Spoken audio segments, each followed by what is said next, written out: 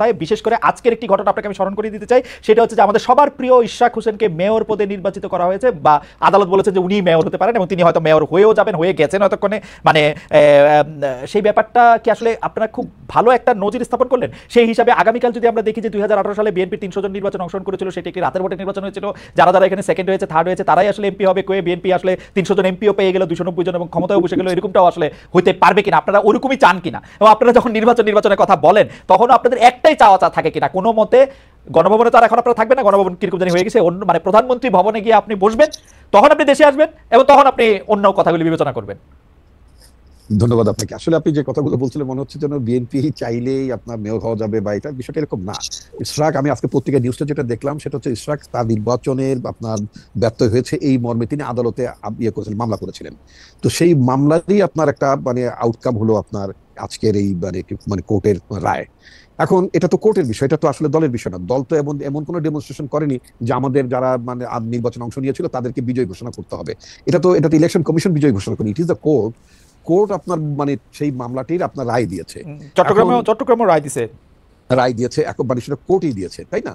এখন আপনি এই কোর্টের রায়ের বিবেচনা বোধ অথবা এটাকে আপনি যে ব্যাখ্যা আপনি দিতে পারেন সেটা আলাদা কথা। আমি যে ব্যাখ্যা দিতে পারি সেই ব্যাখ্যা হচ্ছে বিএনপি অলরেডি ইন পাওয়ার এবং বিএনপির বাইরে এখন কিছু নাই বাংলাদেশে। ইলেকশন হলে বিএনপি 290 সিট নিয়ে আওয়ামী লীগ যেভাবে দেশ শাসন করছে এইভাবেই দেশ শাসন করবে। না, বিএনপি ইলেকশন হলে বিএনপি পাওয়ারে যদি আল্লাহর হুকুম থাকে, আমি সবসময় একজন বিশ্বাসী মুসলমান হিসেবে আমি মনে করি যে আল্লাহর হুকুম যদি থাকে, তাই না, মানে মানে রাজ্য ক্ষমতা এগুলো সবই তো আল্লাহর হুকুমের বাইরে কিছু হয় না, এটা আমি গভীরভাবে বিশ্বাস করি। এবং আল্লাহর হুকুম যদি থাকে, আল্লাহ যদি চান, নিশ্চয়ই আপনার জনগণ ভোট দিলে বিএনপি নির্বাচিত হবে, ক্ষমতায় মানে দায়িত্ব রাষ্ট্র পরিচালনা করবে। কিন্তু আপনার 290 280 এত ব্রুট মেজরিটির বিএনপি ক্ষমতা যেতে চায় না, নিঃসন্দেহে না। আপনাকে আরেকটা কথা আমি বলি, বাংলাদেশে মানে আপনার একটা ক্রেডিবল আপনার মানে ডেমোক্রেটিক প্র্যাকটিস থাকুক, একটা জবাবদিহিতা থাকুক। আমরা কোন সংস্কারটা চাই? বিএনপি কিন্তু বারবার একটা কথা বলছে যে আমরা ভোটের জন্য একটা সরকারকে জবাবদিহি করার জন্য, রাষ্ট্রের নিরাপত্তা সংহত করার জন্য যেই সব আপনার সংস্কারগুলো এসেনশিয়াল, সেই সংস্কারগুলো নিয়ে আমরা আগাই। যে সংস্কারগুলো আপনার পরবর্তীতে গভর্নমেন্ট হিসেবে আপনি করতে পারবেন। এখন আপনার কথার কথা, আপনি ক্লাসে পাঠ্য বই আপনি বাংলা ভাষায় মানে করবেন না সব ইংরেজি ভাষায় পড়াবেন, এটা তো এখন সংস্কারের মুখ্য বিষয় না।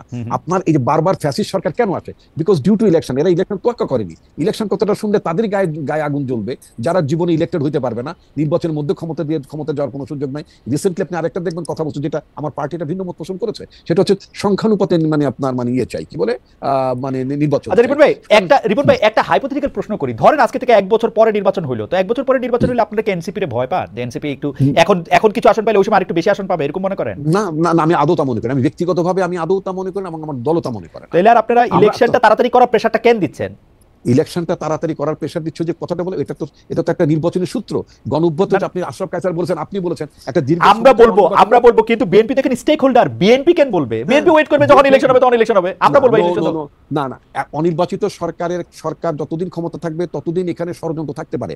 এই যে গত 3-4 দিন বাংলাদেশের যে গুজবের ফ্যাক্টরিতে পরিণত হয়েছিল এই জরুরি অবস্থা। রিপন ভাই আপনি আমার থেকে অনেক ভালো জানেন, আপনি গুজবের ফ্যাক্টরির কথা বলতেছেন। আমরা কি দেখতেছি? আমরা দেখতেছি শাহাদাত সাহেব চট্টগ্রামে মেয়র হয়েছে, ইশরাক সাহেব ঢাকায় মেয়র হয়েছে, অ্যাটর্নি জেনারেল আপনাদের লোক, আইন আদালতে গিয়ে তারেক সাহেবের সব মামলা তুলে নেওয়া হয়েছে বা খালাস হয়ে গেছে, বেগম জিয়ার মামলা পরের দিন খালাস হয়ে গেছে।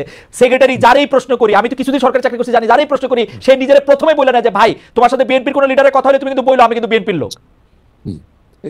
এই সিস্টেমটা তো ভাঙতে হবে। কেন তাকে বলতে সে বিএনপির লোক?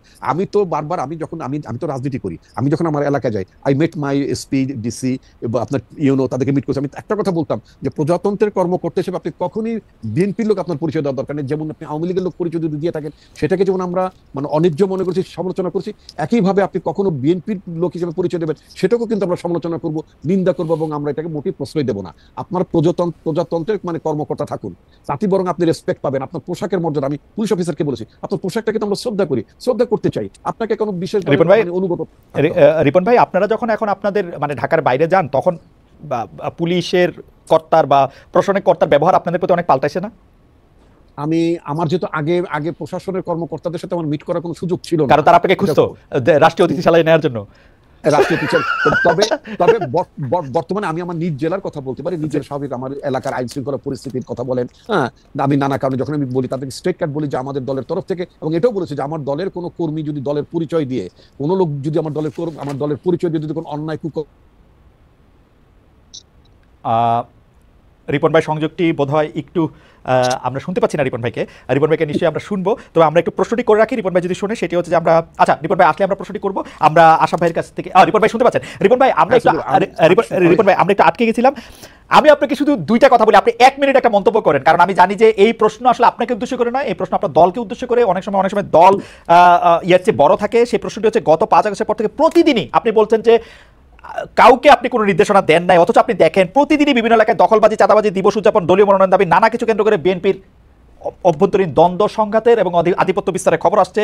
10 জনের বেশি মানুষ নিহত হয়েছে, আহত হয়েছেন শত শত মানুষ। গতকাল মিরসরাইয়ে একজন মারা গেছেন। বিএনপির তৃণমূল কি নিয়ন্ত্রণে বাইরে চলে গেছে? বহিষ্কার, সদস্যপদ স্থগিত, সতর্কতা, নানা কিছুর পরে অভ্যন্তরীণ দ্বন্দ্ব থামছে না কেন? আরিফুল ভাই আমি আপনাকে সত্যি করে বলি, I have nothing against BNP, nothing against NCP, কিন্তু আমি কিন্তু রাস্তাঘাটে বিভিন্ন জায়গায় যে চাঁদাবাজির কথা শুনতেছি এগুলি বিএনপি করতেছে। অল্প কিছু জায়গায় জামাত করতেছে, অল্প কিছু জায়গায় এনসিপি করতেছে। ট্রাস্ট মি, আমি একটু বাড়াই করতেছি না। আচ্ছা যাও, এটা আপনি ইনফর্মে থাকতে পারে। এবং আমরা আমাদের কানে যে অভিযোগগুলো এসেছে আমি আপনাকে ক্যাটেগরিক্যালি বলি, আমরা কিন্তু স্টার্ন মেজার তাদের বিরুদ্ধে দল থেকে বের করে দিয়েছি। আরেকটা কথা আপনাকে বলি, আপনি নিজেই জানেন সারা পৃথিবীতে যখন কোনো বিপ্লব হয়, অভ্যুত্থান, সরকারের পরিবর্তন ঘটে, তখন কিন্তু দেখবেন আপনার পোস্ট রেভুলেশন, পোস্ট আপনার মাস্টার্স পিরিয়ডে কিন্তু একটা ব্যাপক ধরনের অ্যানার্কি থাকে। সেই তুলনায় কিন্তু বাংলাদেশ কম্পারেটিভলি অনেক অনেক বেশি ভালো অবস্থায় আছে। এটা গেল একদিক। দ্বিতীয়ত আপনি যে কথা, দ্বিতীয়ত আপনি আমাকে একটু সময় দেবেন। দ্বিতীয়ত আপনি একটা কথা বলেছেন, এই যে বিএনপি একেবারে ক্ষমতার দ্বার প্রান্তে, ক্ষমতা এসে যাচ্ছে ইত্যাদি ইত্যাদি যে কথাগুলো বললেন, এটা গ্রামের নানা জায়গায় মানুষের মধ্যে, কর্মীদের মধ্যে, নেতাদের মধ্যে এই ধরনের ফিলিংস থাকতে পারে বলে অনেকেই মনে করছে যে আমার দল তো ক্ষমতা আসছে, সুতরাং আমি এখন যদি মানে দলের কোনো জায়গাতে বিচ্যুত হয়ে যায়, পথ থেকে হারিয়ে যাই, তাদের মধ্যে একটা ক্ষোভ যে কিছু কিছু জায়গায় যে আপনার কিছু যে আপনার বিরোধ হয়েছে সেটা কিন্তু মানে অস্বীকার করবেন হয়েছে। বাট এটাকে মাথায় রেখে আমাদের পার্টির ভারপ্রাপ্ত চেয়ারম্যান তারেক রহমান বাংলাদেশের 8টি অঞ্চলকে বিভক্ত করে মানে সাংগঠনিক কার্যক্রম পরিচালনা করার জন্য একেবারেই তৃণমূল পর্যায়ের দলটাকে থ্রো ইলেকশন, মানে আমরা যেটা চেয়েছি যে ভোটের আগে কোনো দলের মধ্যে বিভাজন, নেতৃত্বের মধ্যে ঝামেলা, এগুলো যাতে না থাকে, আমরা একেবারে গ্রাসরুট লেভেলে কাউন্সিল করে আমরা নেতৃত্ব নির্বাচন করছি, একেবারে ভোটের মধ্য থেকে। আমরা কাউকে চাপিয়েও দিচ্ছি না। এটা আমি তো নিজে মানে আপনার ফরিদপুর, গ্রেটার ফরিদপুর একটা জায়গা আছে, মানে এই দায়িত্বটা পালন করছি আমি। রিপন ভাই আমার মনে হয় আপনি আপনার বক্তব্য পরিষ্কার করছেন এবং আমি আপনার বক্তব্যে কনভিন্স। আমি